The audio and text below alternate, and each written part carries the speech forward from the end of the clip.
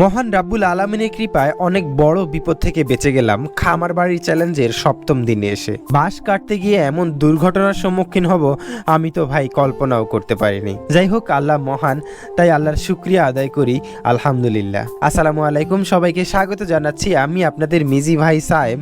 আশা করছি সবাই ভালো আছেন। আলহামদুলিল্লাহ, আমিও ভালো আছি। খামার বাড়ির চ্যালেঞ্জে আজকে আমার ৭ম দিন, আর এই ৭ম দিনে আমার প্রকল্পের জন্য বাঁশ সংগ্রহ করতেছিলাম আমি। যদি আপনার এলাকায় সুলভ মূল্যে বাঁশ পাওয়া যায় তাহলে এটা আপনার জন্য যে কোনো ধরনের খামারে অনেকটা সাশ্রয়ী হতে পারে।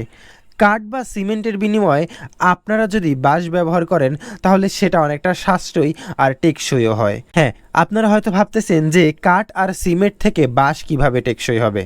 হ্যাঁ, বাঁশও টেকসই হবে, তবে আপনাকে জাত নির্বাচন করতে হবে। আমাদের এলাকায় এই বাঁশটাকে বলে বরাক বাঁশ।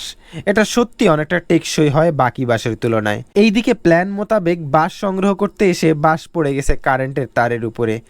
ঘরের চালে আমি যেই উঠলাম কারেন্টের তার থেকে সরিয়ে দেব, অমনি বৃষ্টি। পা পিছলে প্রায় পড়েই যাচ্ছিলাম, কিন্তু ঢাল হিসেবে ব্যবহার করলাম কারেন্টের তারকে। আমার ভাগ্য এতটাই ভালো ছিল যে ওই সময় কারেন্ট ছিল না। আল্লাহু আকবার, সত্যি আল্লাহ মহান। তারপর আর কি বলবো, বিপদ যেন পিছুই ছাড়ছে না।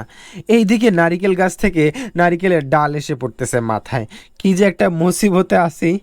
যাই হোক, সবাই আমার জন্য দোয়া করবেন যাতে সুস্থ সবলভাবে আমি আমার চ্যালেঞ্জ সম্পূর্ণ করতে পারি। আজ এই পর্যন্তই।